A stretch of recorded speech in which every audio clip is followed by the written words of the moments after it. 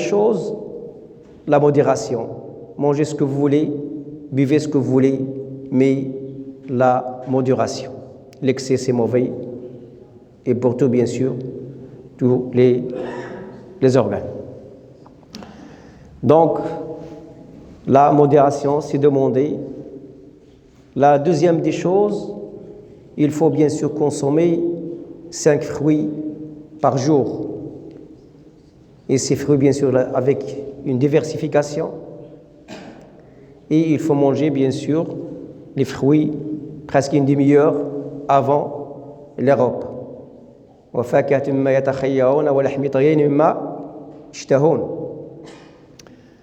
Et également, il faut boire chaque jour 1,5 litre d'eau,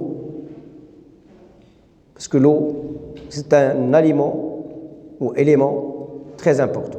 On le discutera demain, Inch'Allah. Et également, pour la santé du type digestif et pour éliminer les toxines, il faut boire un verre d'eau le matin. Bien sûr, l'eau tiède, c'est pas chaude, parce que l'eau chaude, elle est cancérigène et c'est mauvais pour la santé. Un élément également essentiel, c'est la mastication. Il faut mastiquer. Il faut manger lentement et il faut mastiquer vos aliments dans la bouche. Parce que la digestion, elle commence par la bouche. Pourquoi? Vous savez que l'estomac ne contient pas des dents. Donc il faut fragmenter, il faut segmenter les aliments. Et notre bouche, il contient ce qu'on appelle des glandes salivaires qui sécrètent 1,5 litre de liquide et qui contient bien sûr des enzymes, par exemple la mélase. Ça veut dire si on avale directement les aliments, nous allons créer beaucoup de problèmes. On parlera également ça demain quand je vous donnerai une conférence sur la santé du type digestif. Donc il faut bien mastiquer pour faciliter la digestion et pour se bénéficier bien sûr toutes les substances qui se trouvent dans l'alimentation. Le dernier élément, c'est le dîner. Il faut se dîner tôt. في المغرب سنأخذ العشاء, il faut prendre l'isha presque 3 heures avant de s'endormir. Parce que si vous mangez et vous se couchez, vous aurez des problèmes. Également, on parlera demain. قبل bien sûr قبل بدء للحديث عن السمنة لابد من إعطاء بعض النصائح. ربما منكم سيكون غائب لسبب ما. أول نصيحة وهي إعجاز علمي في القرآن، إعجاز في علم التغذية: وكلوا واشربوا. هناك أكل وشرب، لكن نتيجة هناك ضابط عدم الإسراف. وكلوا واشربوا ولا تسرفوا. كل ما يشاء الإنسان ويشرب ما يشاء. بطبيعة الحال نحن نتحدث عن الغذاء والشراب طبيعي، لأن كل ما كان غير طبيعي لا بد أو لا شك أنه يضر، وهذا كذلك موضوع حديث غدا إن شاء الله سنجيب على أي سؤال فيما يتعلق بالتغذية. إذن قضية والحديث هذه آية، وكذلك الحديث واضح: ثلث للأكل وثلث للشرب وثلث للطعام. إذن يأكل الإنسان، يأخذ ما يكفي من طعام دون إكثار ولا إقلال. هذه القاعدة، ما تكترش وما تقللش. وغدا غادي نهضروا على قضية القليل والكثير. قضية المضغ، وإنسان يمضغ باش يستفد من السوائل ديال الفم ويقسم الأطعمة تقسيم باش الأطعمة تولي سهلة على المعدة، يسهل الخدمة على المعدة باش يستفد بالمواد اللي موجودة في الأطعمة ويأكل غير بلاتي. وهذا كذلك موضوع يطول فيه الحديث. إذن الإنسان يمضغ مزيان ويأكل غير بلاتي. أما فيما يتعلق العادات السيئة اللي عندنا احنا في المغرب، كيحط لك العشاء في 11 ولا 12 ديال الليل، والإنسان يبات يقول لك بايته شي حاجة فوق صدري، وهي قضية داك الشيء ديال الأكل كلا بزاف، الدم كلشي يمشي للاستوما، بطبيعة الحال يبات يهتف. الأكل على الأقل خير العشاء السوافر. وقد بحثت في التراث المغربي، وجدت أن المغاربة هذه منظومة الآن أقوم بدراستها وموضوع رسالتي الثانية، أن قضية كان الأطباء ينصحون بتناول العشاء حول المغرب، خير العشاء السوافر. السوافر الأشياء يكون عاد باقي الضوء. Le mode de vie, vous savez que le mode de vie actuel, vous avez une alimentation déséquilibrée, une vie sédentaire, manque d'activité physique, et une alimentation qui est transformée. Tous, bien sûr, ces facteurs, ils ont abouti ce qu'on appelle actuellement les maladies de la civilisation.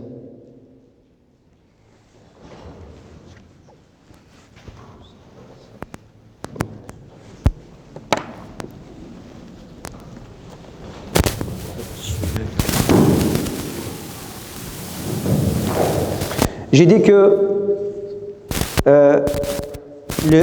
le mode actuel que nous vivons, on bouge moins, donc une vie sédentaire, une alimentation qui est déséquilibrée, moins de fruits et légumes, et bien sûr les aliments qui sont transformés, et actuellement les maladies de la civilisation en évolution. Diabète, hypertension artérielle, ostéoporose, cancer, obésité, etc. Bien sûr, on ne peut pas discuter toutes ces pathologies. Aujourd'hui, on va discuter une seule pathologie, à savoir l'obésité. كما تعلمون أن نظام الإنسان في العصر الحديث يتسم بقلة الحركة مع نظام تغذية غير متوازن وأطعمة مصنعة، مما أدى إلى مشاكل صحية على مستويات عديدة. السكري، مرض السكري في ازدياد، ارتفاع الضغط في ازدياد، سرطان، 30% من السرطان على علاقة بالتغذية. والآن معروف علميا لو يعني الإنسان عاملين اثنين، جوج الحوايج، دو فاكتور.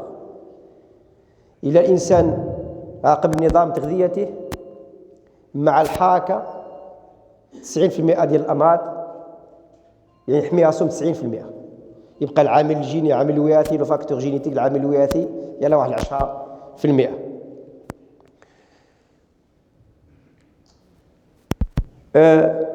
Pourquoi je veux bien discuter le sujet de l'obésité? Parce que c'est un problème de santé publique. Par sa fréquence, 2 milliards de personnes actuellement qui ont un surpoids ou l'obésité. Et ce chiffre a été multiplié par 3 depuis 1975.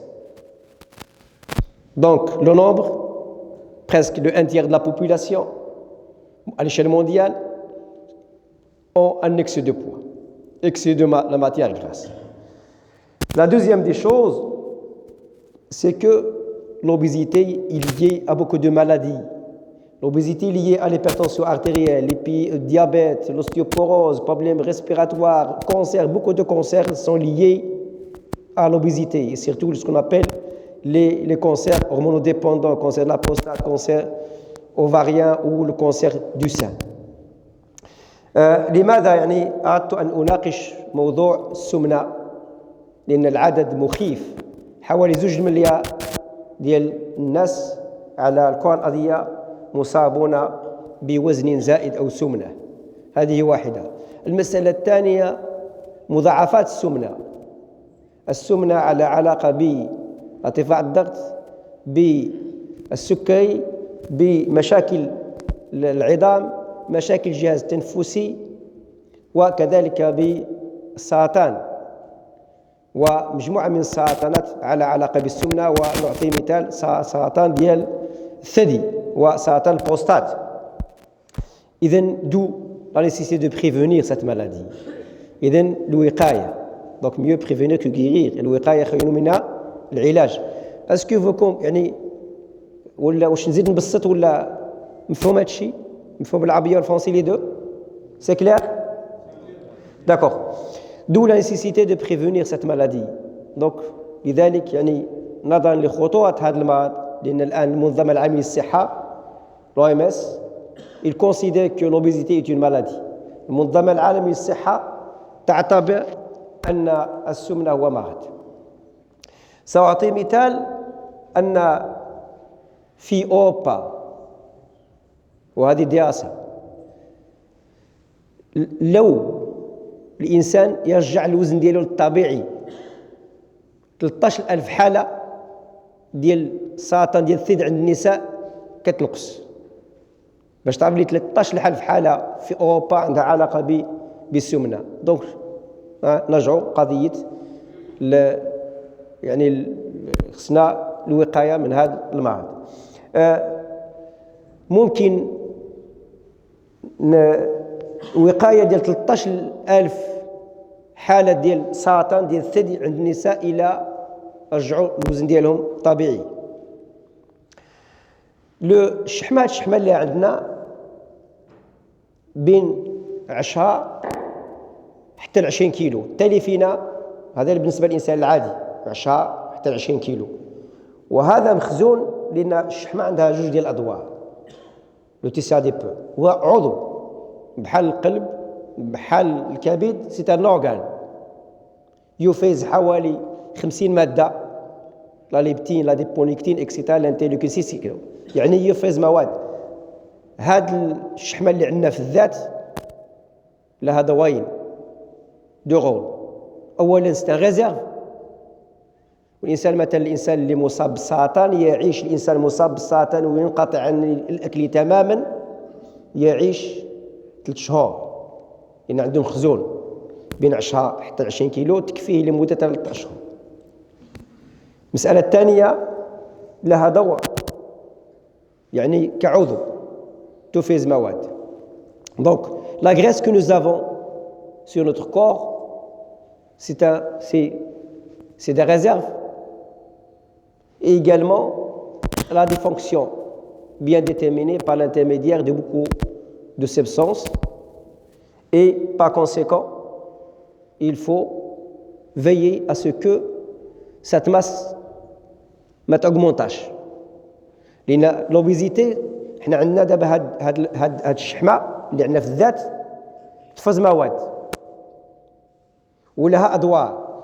مثلا ناخذ باغ اكزومبل اديبو نيكتين، دور مثلا في قضية الوقاية، عندها دور الوقاية من السكري، انسولين سونسيبيليزاسيون، الخلايا كتستقبل الانسولين بسهولة. عندها دور في قضية أنتي انفلاماتوار، ضد التصلب وضد الالتهاب. دونك هاد الشحمة لها يعني تفرز واحد المواد يلعبوا واحد الدور، ولكن من جي لوبيزيتي يوقع خلل في إفراز هذه المواد. دونك une fois on est obèse, cet organe, le tissu adipeux, il va modifier bien sûr la synthèse de ces substances, et par conséquent عندهم واحد bien sûr les conséquences néfastes sur la santé. Je vous montre ici هذا الشيما نبين لكم باللي الشحمة ديالنا في الذات أو هذا العضو علاقة بالمخ، علاقة بالقلب، علاقة بالكلى، علاقة بديك الغدة اللي فوق الكلى، علاقة بالكبد، علاقة بالبنكرياس، كل شيء. يعني بما الشحمة ماشي الشحمة محطوطة تما، وخصنا نعرفوا غادي نتحدثوا على قضية الماكلة اللي كناكلوها، السكريات الدهنيات والبروتينات. الشحمة لا كليتها تقدر تاكل انت فيك مثلا 10 كيلو ديال الشحمة، انا نقول لي ضعيف بحالي في 10 كيلو ديال الشحمة تقدر تنظف 10 المرات. ليلاستيسيتي ديال لو تيسيا دي 10 المرات، من 5 حتى ل 10 المرات. غادي من بعد نهضروا على شي من نجيو نعرفوا باش نعرفوا يعني باللي عندي وزن زايد. اش ندير؟ جو برون لو بوا ديالي ونقسمو سور لا تاي او كاري. باش نعرف جي اون اوبيزيتي جو برون لو بوا سور لا تاي او كاري. بوا سور لا تاي او كاري، اذا الوزن نقسمو على طول جوج مرات. خص يخرج لي بين 18 ونص حتى 24.9.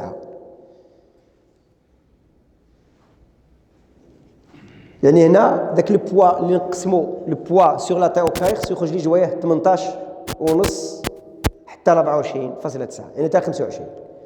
البوا ديالي نقسموا لو بوا جو لو ديفيز في لا تاي جوج مرات خص يعطيني بين 18 ونص حتى 25. الا فات لي هذا الشيء ديال 25 عندي الوزن زايد كيف 30 سمنه.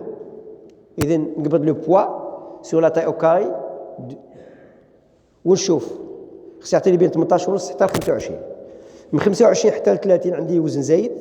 من فوق 30 عندي لوبيزيتي. هذه فيما يتعلق بالسمنه على مستوى الجسد. كاين الناس اللي عندهم هذاك الاي ام سي الوزن عندهم نورمال طبيعي يقبض لو بوا ويقسموا على الطول جوج مرات يكون عندهم طبيعي، ولكن عنده الكش حاجه الكش الشحمه في الكش. والشحمه في الكش من يعني المشاكل الخطيره اللي عندها علاقه بالسكري سكون ابيلي مالادي ميتابوليك السكري ارتفاع الضغط وخلف الدهنيات. لا ديبوزيتي ابدومينال il est en relation donc le graisse في l'abdomen il est en relation avec diabète avec l'hypertension artérielle et avec la dyslipidémie. Comment savoir que vraiment j'ai de la graisse au niveau des ventres? جيب المتر ريبون. بالنسبه لي زوم خص يكون عندهم 1 متر 2 سنتيم. بالنسبه لي فام il ne doit pas dépasser 90 سنتيم. باش نعرفوا بلي عندنا الشحمه زايده في الكش نجيبوا الميط. كنوزن نقبض الميط ونعبر. بالنسبه للرجال حوالي متر و2 سنتيمات وبالنسبه للرجال بالنسبه للنساء حوالي 90 سنتيمات. دابا ما هي الاسباب؟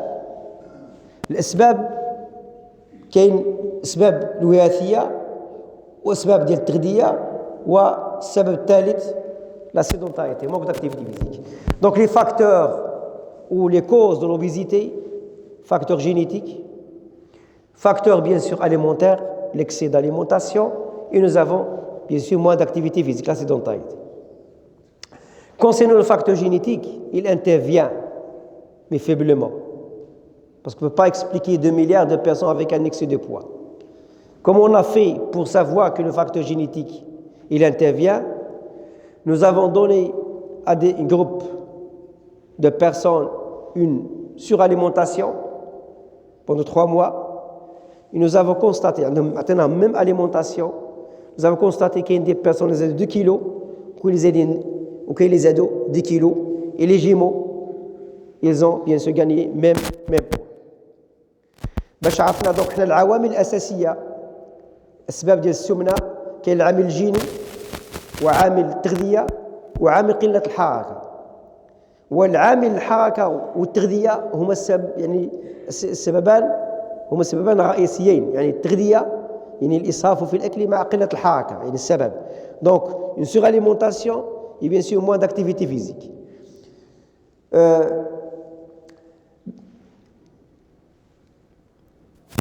On va bien sûr, on a dit que le facteur génétique, il intervient mais faiblement. L'un, c'est l'alimentation qui est la responsable. Et bien sûr, manque d'activité physique. La règle, il faut consommer ce que il faut brûler ce que vous consommez. Donc, chez les clients, c'est que tu حنا اش كندير كناكلوا l'excès وكنبوجيو moins. Donc il faut bien sûr demain on parlera ce qu'on appelle une alimentation équilibrée. Et j'ai un diapo, je vais vous montrer combien nous avons besoin de protéines, nous avons besoin combien de lipides et bien sûr combien de sucre. Normalement donc comme j'ai dit, il faut brûler ce que vous consommez. Ce qu'on appelle la balance énergétique. إلا الإنسان كلا بزاف وما تحركش غادي يكون عندك واحد ليكسي دو غريس ليكسي دو كالوري اللي غادي يوليو يتحولوا الشحمه. الإنسان محتاج فقط حوالي 100 غرام ديال البروتينات يوميا ومحتاج حوالي 60 غرام ديال الدهنيات واجودها بطبيعه الله زيت الزيتون. اي محتاجين 330 غرام ديال السكريات بالنسبه للرجال و250 غرام ديال السكريات بالنسبه للنساء. Donc les besoins journaliers pour une personne qui a activité normale, mais il a déjà l'activité physique, il a besoin de 60 grammes de lipides, il a besoin de 330 grammes de sucre pour l'homme et 250 grammes de sucre pour les femmes. Et bien sûr, pour les protéines, nous avons besoin que 100 grammes. Et demain, on parlera, celui qui dépasse 160 grammes de protéines, de viande par jour, 160 grammes de viande par jour, le risque colorectal sera multiplié par 35. الانسان اللي يستهلك اللحوم اكثر من 160 غرام في اليوم سرطان ديال المصان الغليظ كيرتفع بنسبه 35%. Donc il faut bien sûr avoir une alimentation qui est équilibrée. L'excès de protéines, les protéines, quand on mange les viandes, vous savez que les viandes contiennent des lipides, 10% jusqu'à 15%, parfois 20%, لكن الخوف ولا العجل مشحم. Si je mange trop de viande, les viandes sont accompagnées de lipides, 10 à 15%.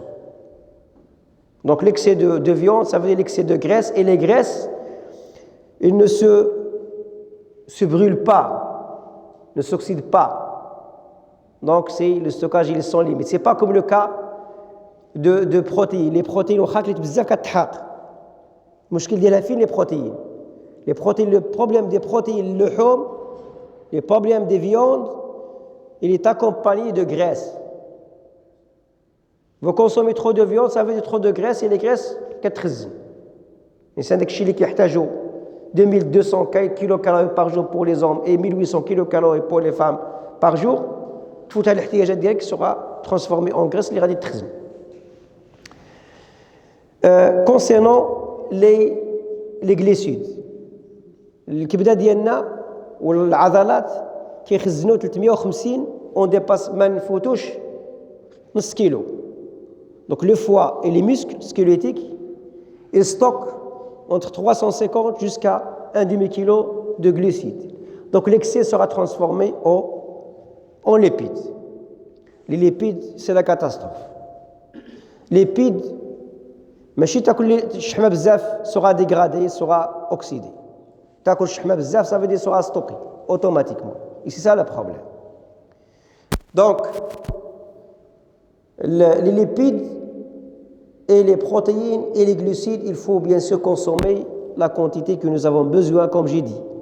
Il faut consommer 60 grammes de lipides, 100 grammes de protéines et bien sûr les sucres, 330 pour les hommes et 250 grammes pour les femmes.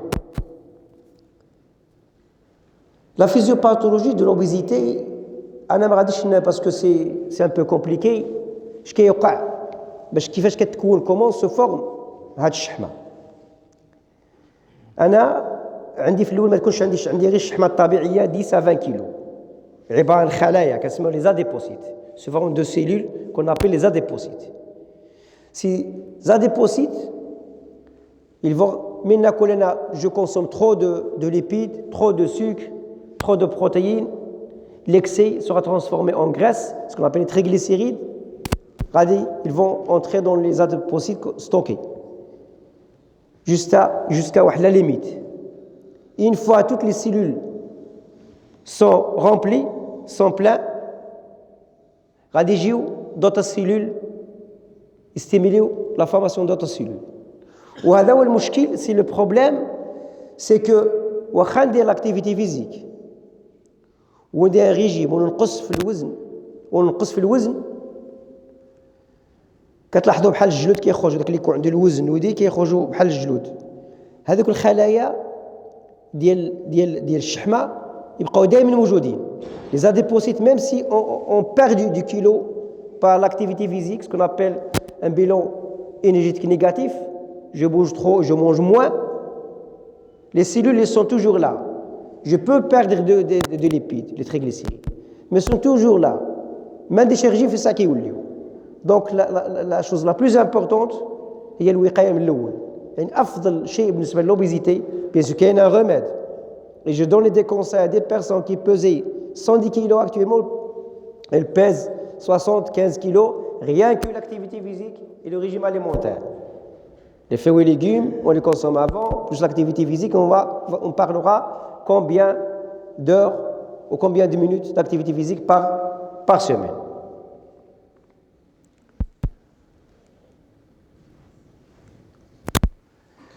Donc, traitement de l'obésité, l'insan qui a de l'obésité, il y a deux facteurs. Donc, il doit pratiquer une activité physique minimum 150 minutes par jour, 3 fois par semaine. Idéalement, 250 minutes si on veut perdre de 5 à 10 kilos. Donc, 250 minutes chaque séance, 3 fois par semaine. Et bien sûr, accompagné d'un régime alimentaire. Et le régime alimentaire, ça ne veut pas dire ce qu'on appelle les régimes stricts.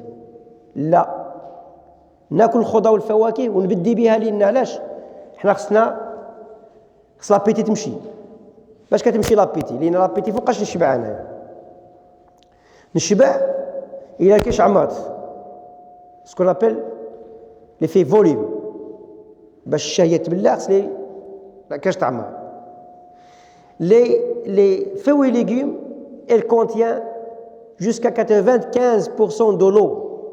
C'est rien que de l'eau. مثلا الكرو 95%. Concombre 95%. Concombre, les tomates, concombre 95%. Les fruits 85% de l'eau. Et sont bien sûr les fruits ils contiennent du sucre. Et si je commence par les fruits, dans 15 minutes la glycémie ça va augmenter. On dit le cerveau va donner des messages comme quoi la glycémie a été augmentée. Ou il va sentir de la satiété يحس بالشبع. لأن هذاك الشيء في القرآن وفاكهة مما يتخيرون ولحم طير مما يشتهون. J'ai appliqué la méthode et vraiment l'a donné de très bons résultats. Commencez par les fruits et légumes, boire de l'eau avant les repas. Vous allez voir. الإنسان إلا لأن si je ne mange pas, par exemple خلي الخضار والفواكه, je laisse les fruits et légumes. إلى عندنا لا tradition حنايا في المغرب كنخليو الخضار والفواكه c'est après. C'est mauvais. Quand tu fais monter. علاش la digestion des viandes du lait مثلا l'avocat خلطها مع الحليب c'est mauvais. C'est-à-dire le lait, les viandes ça demande 3 heures à 4 heures. اللحم ديال الخروف la digestion 4 heures. العجل la digestion 3 heures. La digestion des poissons 45 minutes. علاش اللحم لنا قضيه الكولاجين. هذا سوجي اخر. بمعنى si je consomme les fruits et légumes après les repas, je ne vais pas bénéficier des éléments qui se trouvent dans les fruits et légumes. Les vitamines, les minéraux, les composés phytochimiques, les fibres alimentaires, etc. Donc, وفاكهة مما يشتهون وفاكهة مما يتخيرون ولحم طير مما يشتهون. إذن الفاكهة عادو كتجي اللحم. نبدي بالخضار والفواكه غادي لي فيتامين قلت لي سكر اللي موجودين في لي فروي غادي يدخلوا في الذات ديالي لا غليسيمي فا اوغمونتي غادي نشعر دون 15 مينوت غادي الانسان يشعر بالشبع زياده على انها غادي تدخل في الذات تعمر لي الاستوما مع شويه الماء يعني با ايفي فوليوم الانسان غادي يشعر بالشبع. لا كون تاكلها من بعد ما غاديش تحسش بالشبع تبقى غير تاكل vous allez dépasser des limites.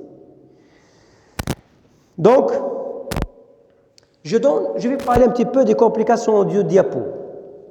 On remarque ici, on remarque pour les femmes et pour les hommes. الإنسان اللي عنده الوزن عادي سواء pour les hommes ou pour les femmes 18 حتى ل 25. شحال بالنسبة ديال الوفيات شحال ما زدت في الوزن اللي يمثل الاندكس دو ماس كوربوريل اللي قلنا قبل لو بوا سور لا تايوكاي شحال ما زدت في الوزن شحال ما سبب الوفيات كتكبر وفيات امراض القلب والشرايين السكري السرطان الى اخره. دونك l'obésité vraiment c'est une pathologie qui est dangereuse, qui est grave. سمنة مرض قاتل. وهنا واضحة دراسات ندات باللي شحال ما الوزن زايد شحال ما نسبة الوفاة كتزيد. ناخذوا لي كومبليكاسيون. بالنسبة للشحمة اش كدير؟ دينا التشحم الكبدي، لا ستياتوز هيباتيك وهيباتيت. يعني اللي عنده الشحمة بزاف التشحم الكبدي، والتشحم الكبدي يدفع عليه حتى الكونسير، سيروز دي فوا. الشحمة في الكبد قضية السكري وأمراض القلب والشرايين وسرطان ومشاكل ديال طبيعة التنفس ومشاكل ديال العظام. حنا كنا j'ai déjà parlé l'année prochaine que l'homme quand il respire 2 à 3% et se transforme en radicaux libres. Et toutes les maladies, l'athérosclérose, cancer, sont liées à, bien sûr, le problème des radicaux libres. Ce qui fait 2 à 3% de l'oxygène que nous respirons, il se transforme en radicaux libres. Si une personne qui est obèse, il va bien sûr respirer plus, il va dégager bien sûr beaucoup de radicaux libres. Ce qu'on appelle le stress oxydatif. Les gens qui ont le problème de l'excès de radicaux libres, les obèses, les diabétiques et les personnes âgées. الناس اللي عندهم مشكل ديال الجذور الحرة اللي عندها علاقة بالسرطان وعلاقة بتصلب الشرايين، الناس اللي عندهم السمنة والناس اللي الشيخوخة، الناس كبار في السن، وكذلك الناس اللي عندهم مرض السكري. دونك l'obésité يعني هي مشكل، c'est un problème ou problématique, donc lié à beaucoup de maladies. Donc c'est bien sûr, il faut bien sûr prévenir cette maladie. Comme je viens de dire, il faut négativer, il faut avoir un bilan énergétique négatif qui fâche. Il faut bouger plus et manger moins. On commence par les fruits et légumes. Après une demi-heure, bien sûr, nakul. La prévention, donc, les fruits et légumes, on a parlé, mais فيهمش l'énergie. Densité calorique très faible. ما كاينش واخا تاكل كاع حتى كيلو ديال الخضر والفواكه ما غاديش تزيد في السمنه. وهذا هو الاكس نتاع حنا كنمشيو للانسان يشرب المشروبات الغازيه وذوك المشروبات الطاقيه ويشرب مثلا ما يحش يبقى غير ياكل لنا يبقى ياكل وهذيك تاخذ اومو مثلا بعد المشروبات الغازيه 10% دي سكر مولادا مثلا كوكا مثلا ولا المشروبات كاع الغازيه بصفه عامه 10%. بمعنى شربت يوتو اكلت 100 غرام ديال السكر. دوك لي نكتار فيهم 20% يوصلوا حتى 20% ديال السكر. لان كاين عصير انجي وكاين النكتار تقدر توصل حتى 200 غرام في الكيلو في اليوتو. دونك الانسان يفو فيه اتونسيون. ما نقولش الانسان هذا العصير ما يدير والو. العصير الان من بين الاسباب الان دي جون عندهم لاستياتوز هيباتيك parce que le régime alimentaire c'est ما عندهمش trop de sucre مثلا les triglycérides كيجيو les triglycérides les sucres rapides. Si vous voulez la prévention du triglycéride, éloignez des sucres rapides. Donc je reviens à المحاضرة. Donc les fruits et légumes يتاخذوا avant et bien sûr il faut pratiquer une activité physique. L'activité physique c'est une prévention de toutes les maladies. L'obésité, le cancer, l'hypertension artérielle, le diabète, même le diabète, c'est ce qu'on appelle l'hémoglobine glycée de 3 mois, 4 mois. C'est une, l'activité physique, c'est une nécessité. خاصها رياضة تدخل في حياة الإنسان. حنا بغينا كاع نلخصوا donc la prévention. L'activité physique, prévention de surpoids et traitement de surpoids et de l'obésité. قلناها هي وقاية رياضة وقاية وعلاج. ولكن فوقاش كتكون علاج؟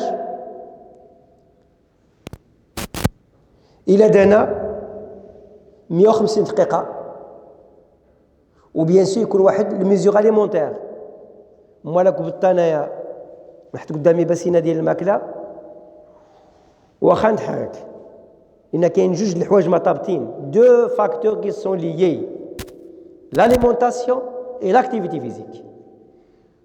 لا بغيت نحرق انا الانسان ما غاديش يموت باسكو nous avons réservé une énergétique de 3 mois. Et d'ailleurs une personne qui a un cancer, elle peut vivre 3 mois sans alimentation. Il suffit de l'hydrater.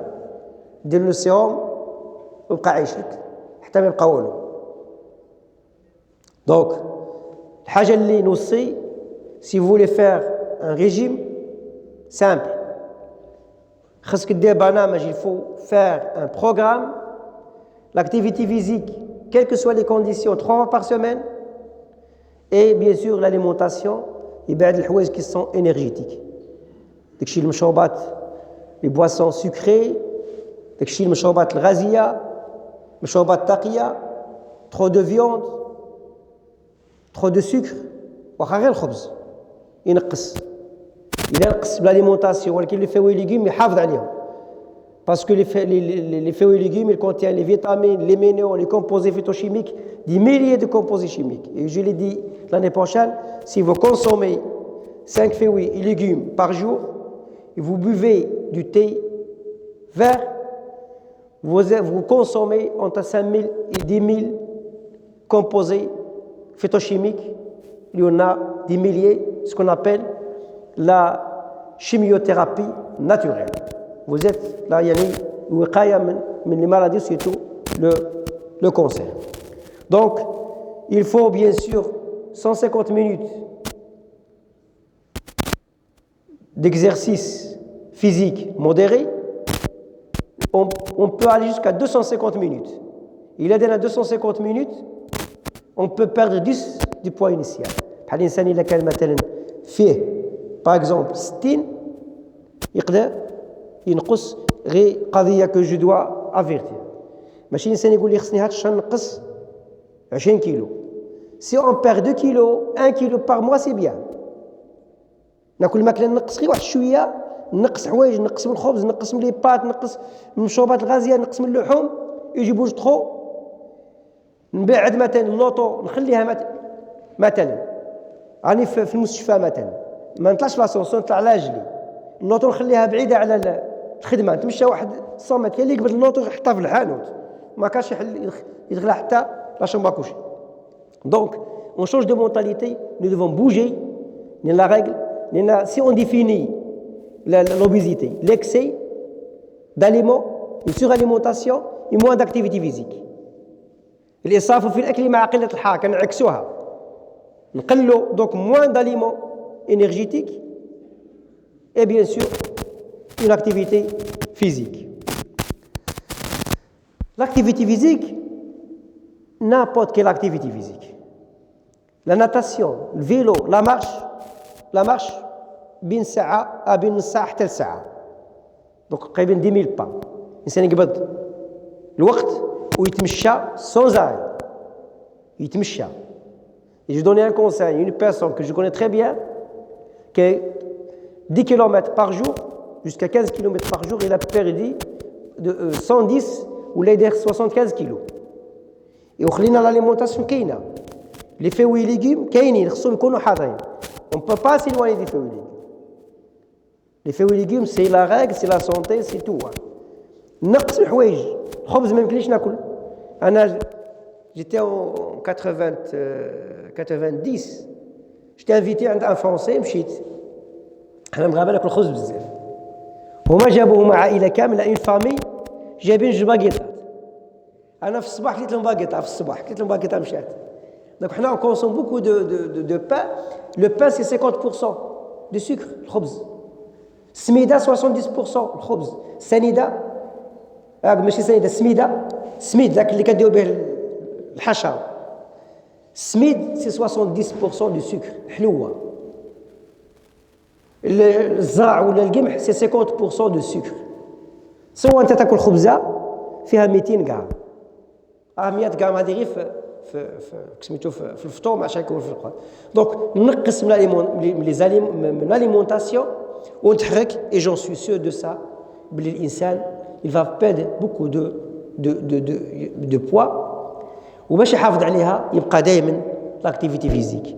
يديها ما تقولش ما عنديش الوقت، خصها تكون دائما يعني في النمط ديال الحياه ديالك.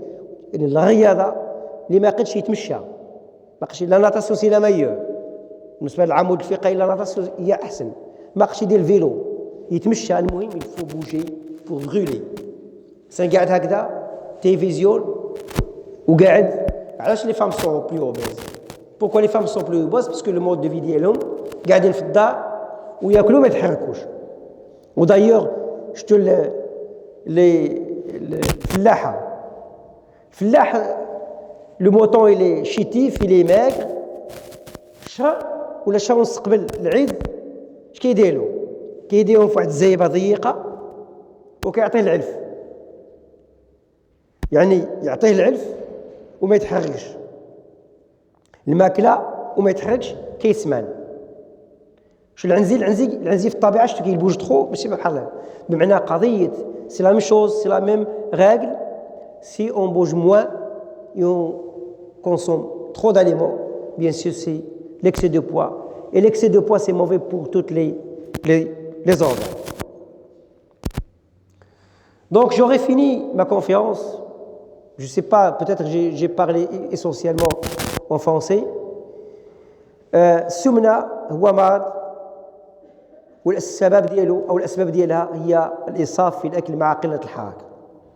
ونعكسها الوقاية منها هي قضية تقليل من الأطعمة اللي فيها طاقة، مثلا لحوم، مثلا الدهنيات، مثلا المشروبات الغازية، وبطبيعة الحال نزيد في الحركة. Donc, en résumé, l'obésité se définit comme une suralimentation avec une vie sédentarité, et la prévention se repose sur l'alimentation et bien sûr sur l'activité physique. Et merci. Donc si vous aurez des questions, avec plaisir. Oui.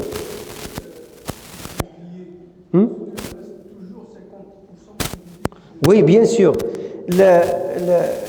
الخبز الزرع ولا الخبز ديال القمح توجور 50%. الناس ما عارفينش حسب الخبز 50% سكر. Le pain c'est 50% du sucre. Smida 70%. Et vous faites vos calculs. نقص من الخبز un petit morceau c'est suffisant. لأن الخبز c'est quoi? Et bien sûr خبز je parle du pain complet. Parce que le sang végétal, il contient des vitamines, des minéraux et des composés très importants. On attaque الفلس الصغار ولا البقره باش دير الحليب بالنخاله، والفلوس الصغير كيطلع بالنخاله. Les fibres alimentaires, c'est très bénéfique pour la santé. Donc on a نهضر الخبز pain complet. C'est يعني صحي. Les fibres alimentaires غدا نهضروا عليها. Les fibres alimentaires c'est une prévention ديال السكري، prévention ديال الكوليسترول، prévention de cancer, prévention de la constipation, parce que je l'ai dit. Donc beaucoup de maladies, les fibres alimentaires qui يحميوها. Donc la prévention de beaucoup de maladies. Donc je dois les fibres aujourd'hui, le khobz pain complet et bien sûr les fruits et légumes. Oui, c'est la même chose. Oui. Ça reste la même, la même quantité. La même chose. Le pain وشنو علاش شنو الخبز؟ الخبز c'est source de glucides, سكر. Source de glucides. أنا عندي les glucides partout. السكر c'est partout. دونك ليش ناكل غير الخبز؟ ناخذ الخبز كاين حوايج موجوده مثلا راك تشرب موجوده لي سكر موجود في لي فوي موجود مثلا في لي جو. يعني ماشي تاكل غير الخبز لا في لي سكر. دونك نوع انا عندي 330 غرام بالنسبه لله. دونك جو في اتونسيون الخبز، يعني قلال الانسان ينقص من الخبز.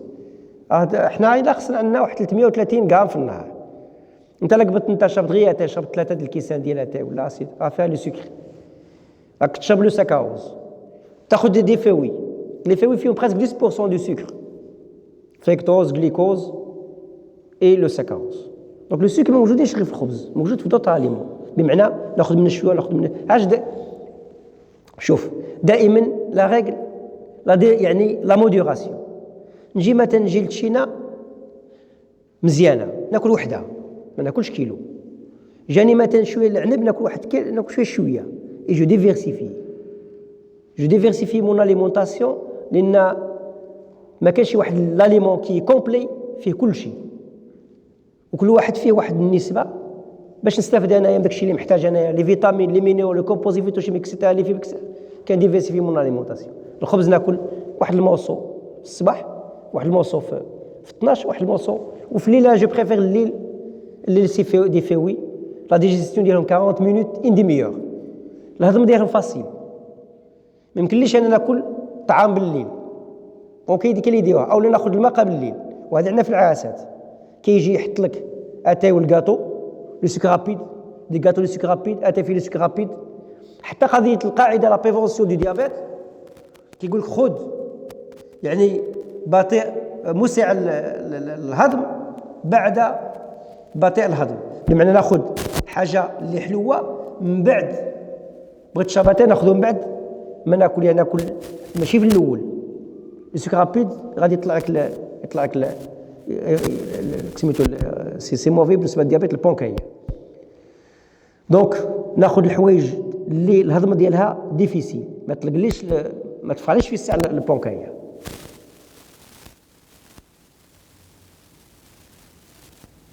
وي 50% بحالو بحال القمح، بحال نعم. شوف الزيت تقدر تشوف، لا شوف من ناحيه لو تريتمون كولينير ديال لي زاليمون، الحاجه اللي الفوسيل واني لا غريا ديال لا فريتور. لا غريا ديال لا فريتور بالنسبه لي بواسون وبالنسبه لي فيوند il se forme 25 substances cancérigènes، 25 ماده مسرطنه. Donc c'est à éviter ce qu'on appelle des composés hétérocycliques cancérigènes. الانسان الحوت من الافضل يفوه ولا يديروا في الفران. احنا ماشي تكون دائما لا مامي دائما بعض المرات انا زيت الزيتون، شوف زيت الزيتون كاين اللي يطيب بها با تيلمون غراف باسكو يدير واحد المعلقه ويدير. اللي ما تنبغى زيت الزيتون في المطبخ انا كنقول لهم حتى الطيب ويا واحد المعلقه. ما يمكنش تدخلها لي انت في واحد مثلا بلوس دو 100 دوغري il va garder la valeur ديالها، سي امبوسيبل. زيت الزيتون خليها انتاكت ديجا مع الوقت السوكسيد بوحدها الفورم سي لان زيت شحال ما قعدت، لان خصها هي واحد البوتاي اللي ما تضربش فيها الشمس، تكون شويه غامقه وتبعدها على لا لوميير باش ما يتفرماش الجدر الحاره، باش ما يتفرماش اللي غادي يكون ليب. دونك ولكن افضل ديها في قاعه ديال الانوكس باش ما تشوفش كاع الشمس. وي نعم. الليمون لي زاغروم بحال التشين سميتو اون بارلورا دوما، ولكن نعطيك واحد النبذه الاخرى. لي زاغروم il contient 200 composés phytochimiques من بينها دون 60% de polyphénol. et les polyphénols راك عارف الدواء ديالهم sont vraiment des antioxydants puissants. الليمون داخل مع التشين فيه 200 ماده كيميائيه نباتيه من بينها 60 ماده البوليفينول، والبوليفينول كيلعب واحد الدور كبير باش ينظف الجسم من الجذور الحره. قلنا الانسان، احنا نذكر بالانسان اللي عنده وزن عادي كيفاز لنا كيلو و700 غرام ديال الجذور الحره سنويا. واللي راديكوليب هما اللي مسؤولين عن السرطان، هما اللي مسؤولين على قضيه تصلب الشرايين. دونك les radicaux-libres, ils sont responsables de l'athérosclérose et ils sont responsables du cancer.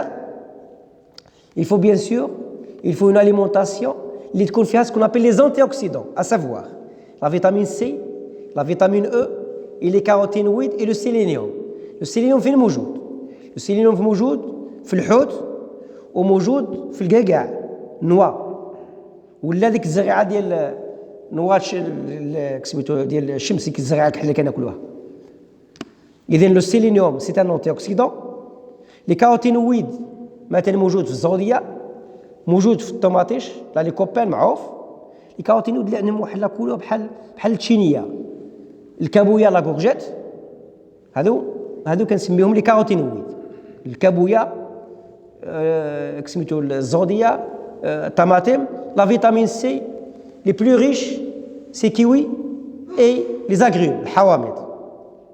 La vitamine E معروفة القعقاع وموجود في قضية زيت الزيتون. Donc زيت الزيتون فيها une quantité importante de la vitamine E. علاش؟ سبحان الله، parce que la vitamine E c'est un antioxydant. زيت الزيتون اللي كيأثر عليها قضية l'oxydation، قضية الشمس. parce que الشمس la lumière, c'est l'énergie, c'est H nu, c'est de l'énergie. Il va oxyder les lipides qui apportent la vitamine E. La vitamine E est موجودة في زيت الزيتون. Oui.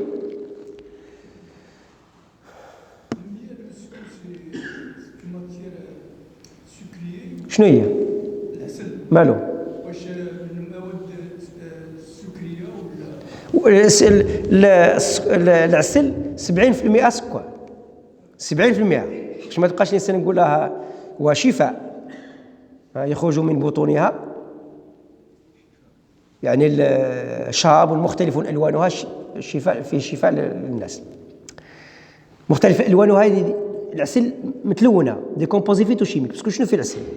فيها دي سميتو دي كومبوزي فيتوشيميك لان الوان مختلفه، وفيها دي فيتامين، فيها دي مينيرال، وفيها 40% د لا فريكتوز، وفيها 30% د لا غليكوز. باش تعرفوا الحساب، الفريكتوز ما كيطلعش السكر، موجود في التمر وموجود في العسل كثر في الفواكه. العسل الا خديت واحد المعلقه، لان الاصل ديال الشراب تاخذ معلقه وديها في الصباح على الخوا.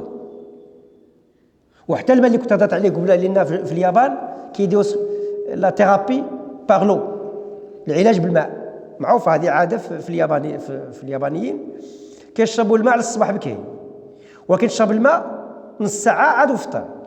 خليه شرب كاس كبير وخليه يعني ينظف الجسم، لان الماء غادي يفوت كاع في الذات كلها، ماشي غير تشرب الماء وتمشي تفطر.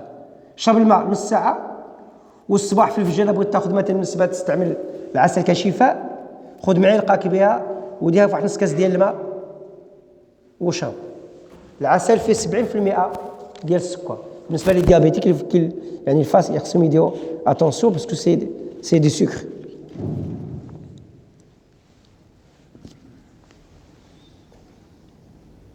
من فضلكم نقصوا الصوت لا نسمعوا بوضوح. نتمنى تكونوا سمعتوا بعدا شويه، لان هذا الملاحظه كنت درتوها في الاول كان افضل. نتمنى تكونوا بعدا استفدتوا شويه. ما انتبهتش انا على الصوت والسماح.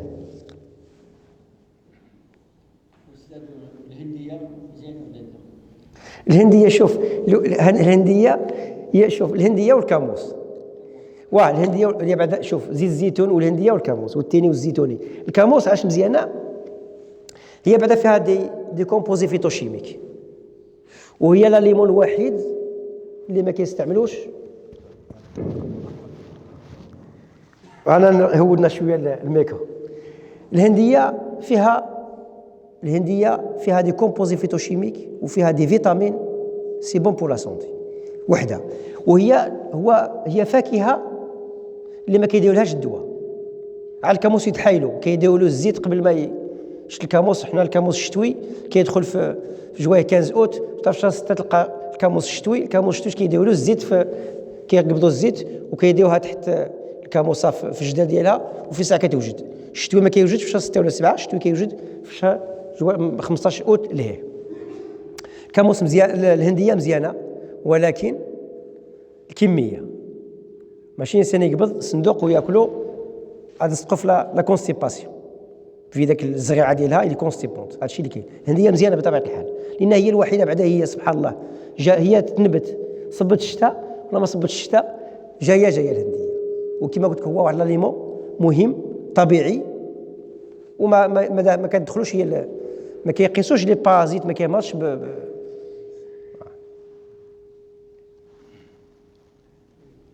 سلام ولدي تفضل.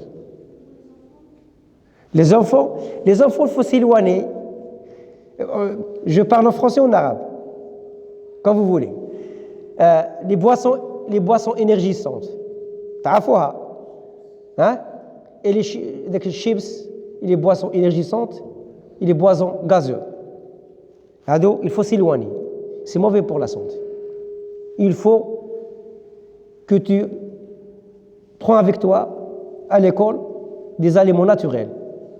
Des bananes, une pomme, des figues, ce que vous voulez. Éloignez des aliments transformés, par exemple kasher, et les boissons, comme par exemple les boissons gazeuses et les boissons énergisantes, c'est très mauvais. وكاين دي بواسون انرجيسونت بحال ما داك الشيء كاين الناس ماتوا بها فيهم مواد اللي ماشي مزيانه. دونك الانسان ما حتى لو مو انرجيسونت لانها ما سكون ابي دي كالوري فيد.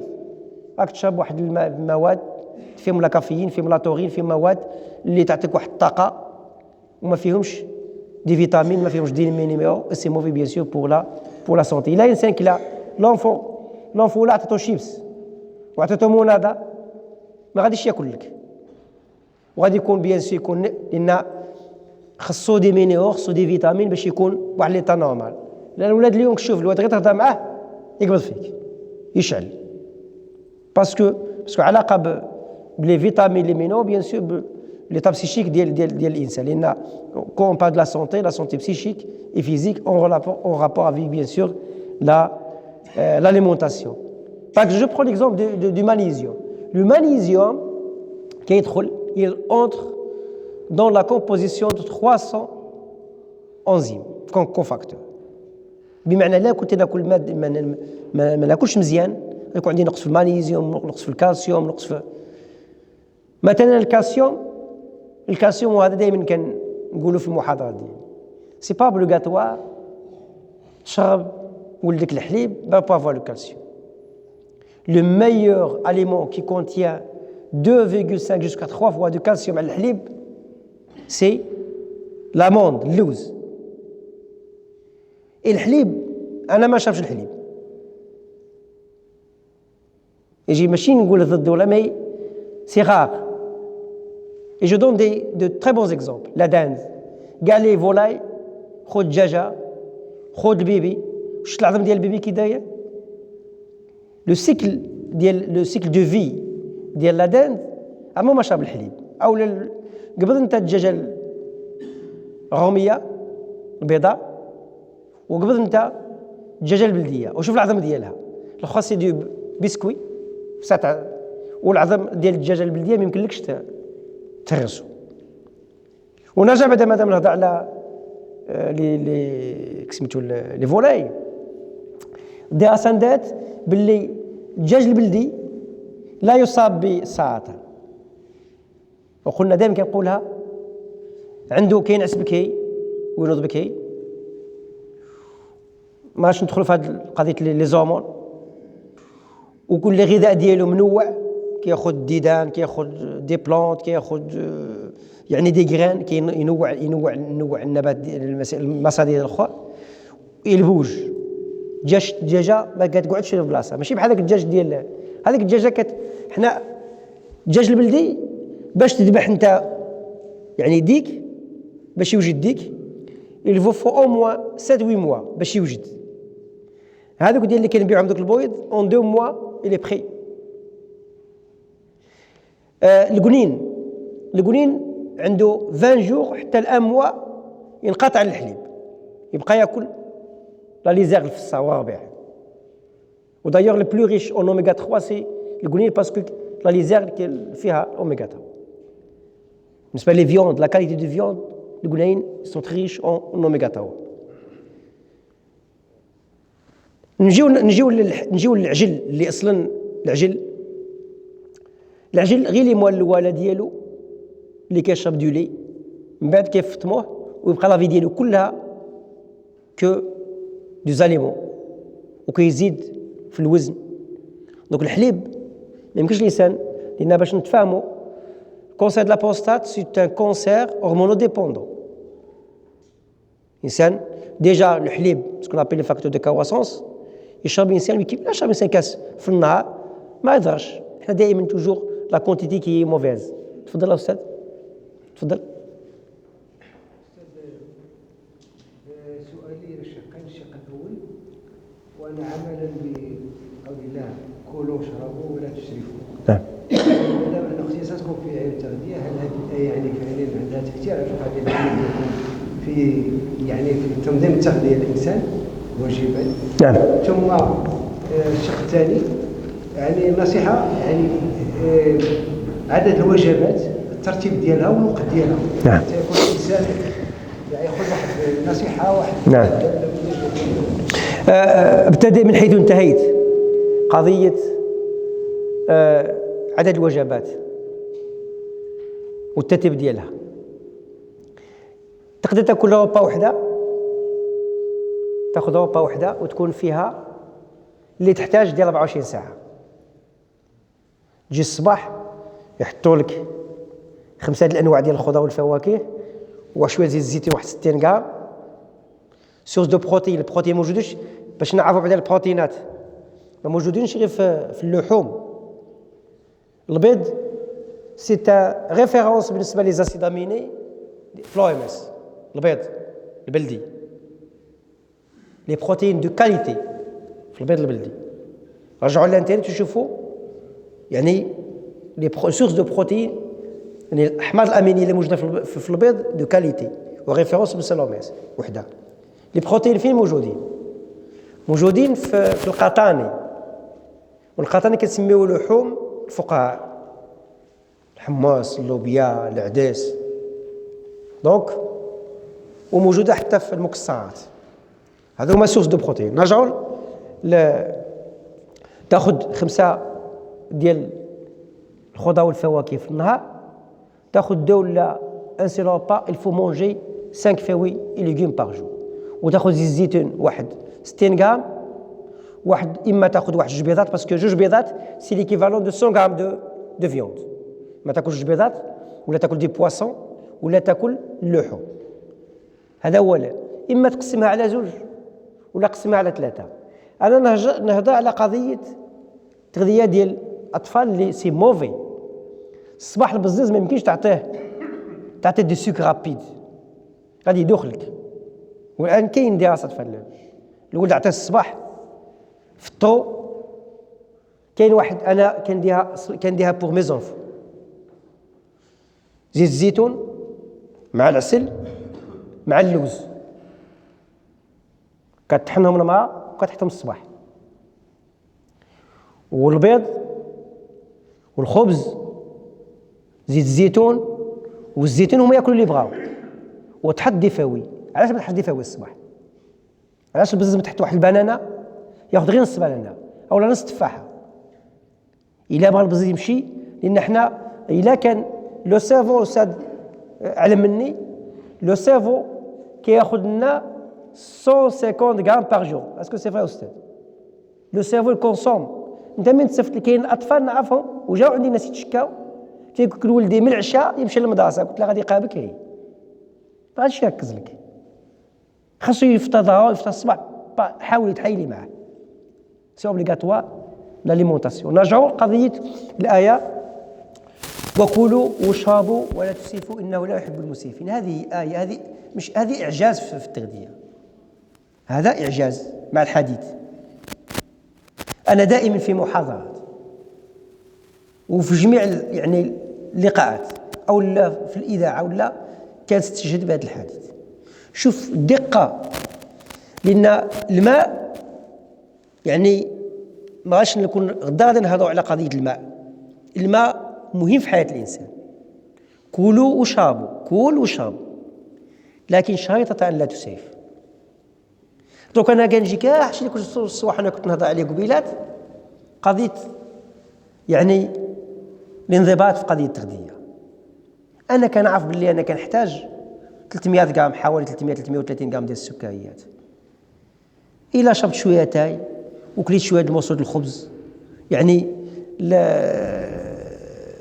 سميتو عصائر ولا فواكه تكفيني. الدهنيات نرجعوا لهذه اللي ربما الناس كينتبهوا لها.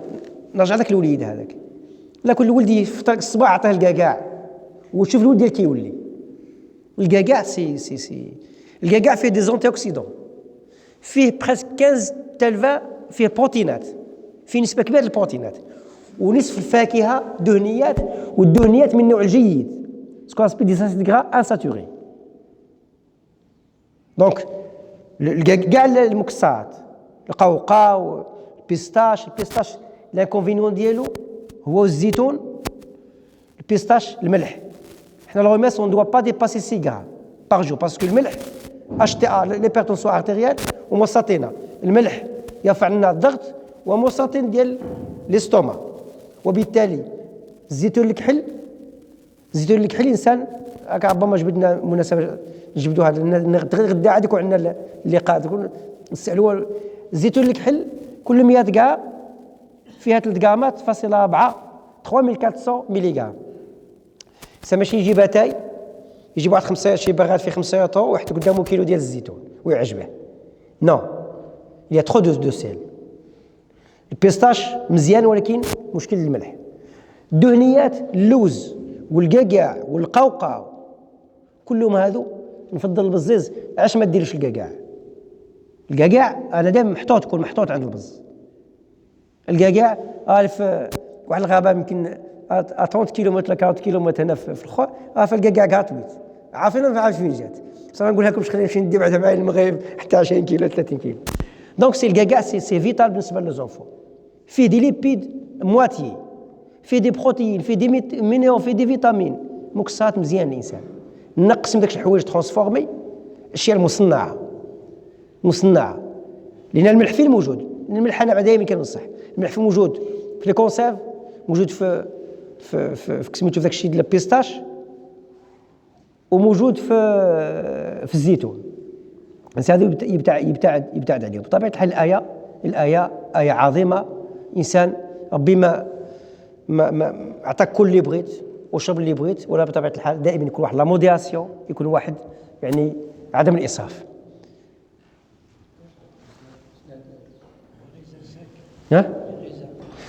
شوف لي غيزان سيك عندك. شوف الحوايج اللي غيزان سيك غتمشي حتى 60% سكر. غيزان سيك انا نقول لك العنب، عندك الكاموس والزبيب. لي غيزان سيك مزيان، ما تكثرش منه، مزيان بالنسبه للبزاو الصغار يقدر ياكل منه واحد شويه باسكو طرو سكري، فيه شي 60%. العنب العاديه، شوف الحوايج اللي حلوين فوق فوا اتونسيون.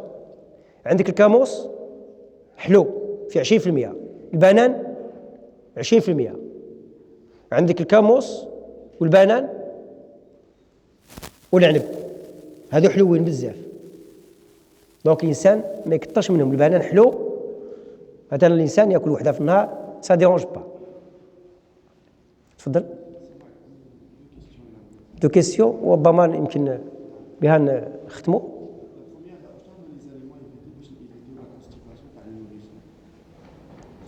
داكور. شحال عنده لاج؟ 8-9 موا. شوف لا كونستيباسيون بالنسبه هذا عنده رضاعه طبيعيه.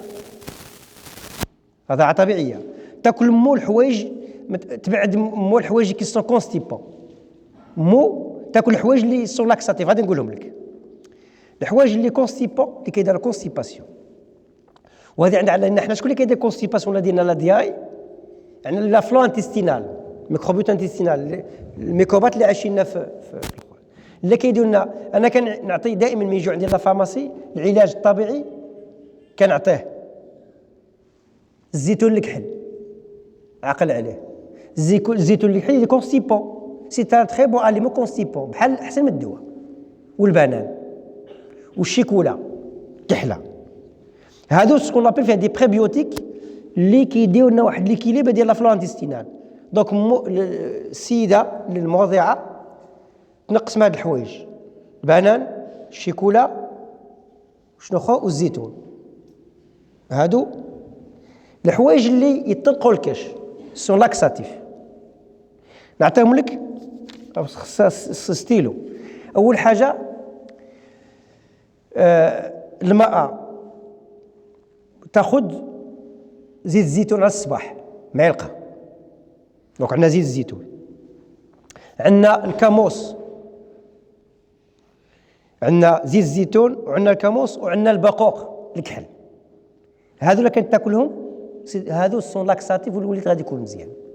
الولد وي موا خصك تدخل له لي فوي ليغي، دخل له وطحن باسكو وعطيه يشرب. لان حنا كاش كنقولوا في العلاج بالنسبه لي زادولت، لو ريميد ناتوريل بالنسبه لا كونستيباسيون لي زادولت كاين دو زيليمون ا تخوا زيليمون. كاين لاكتيفيتي فيزيك، البيستالتيزم، شحال ما درت الرياضه مصاني تحرك. Vous avez l'activité physique, vous avez l'eau, et vous avez les fibres alimentaires. تاخذ لي فيوي ليغي بلوس دوك لي زاليو اللي قلت لك باش تعالج لا كونستيباسيون. عندي الكاموس، شنو اخر، زيت البقوق وزيت الزيتون على الصباح. الكاس ديال الماء ونديسكوت الكاس ديال الماء. دونك هذا علاج بلوس علاج. تشرب لنا من تاخذ لي فيبر اليمونتير تشرب معاهم الماء. شرب الماء على الصباح، خذ هاد الحوايج وتيبوج. j'en suis sûr باللي la constipation sera traitée تعالج.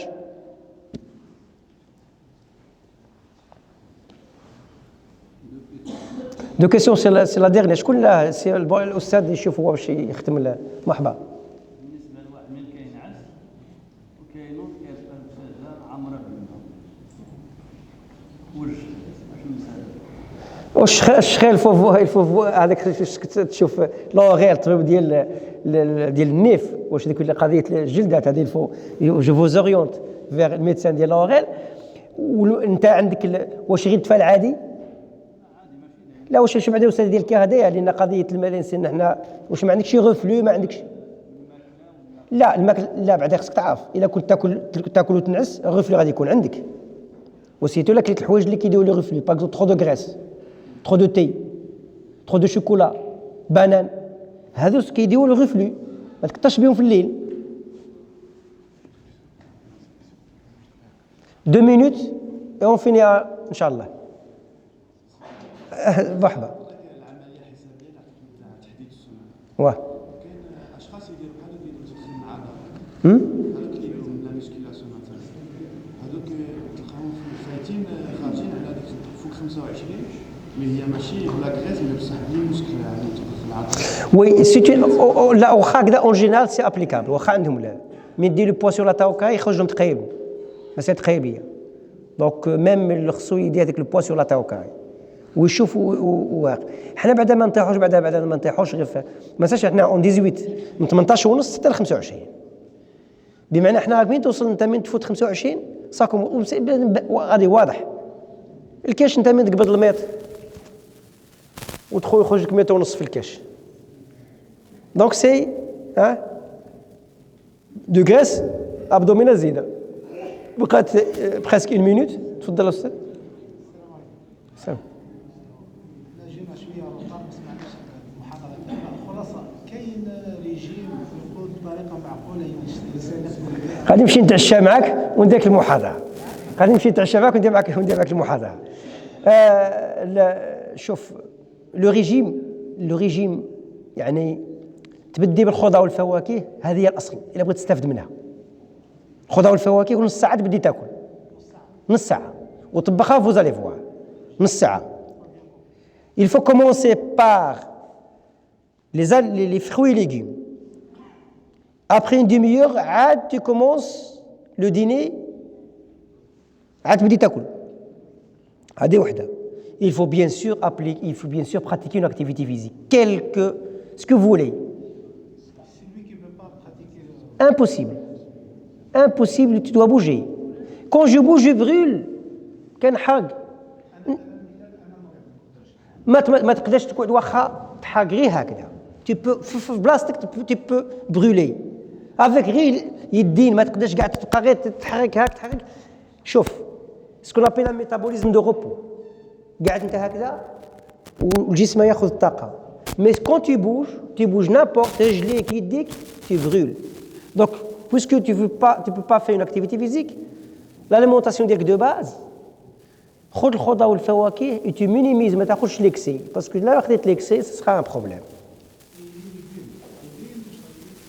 حنا توجور اون بريفير يكونوا خضر، ولكن لا فواتهم ماشي مشكل. مثلا انت ما غاديش القروم ولا الخيار هادو ولا الزوديه ولا تي بو مثلا تقدر تاخذهم هكذاك، ولكن بحال مثلا تقدر تاخذ البانيه هكذا خصك طيبها تاع سلطه.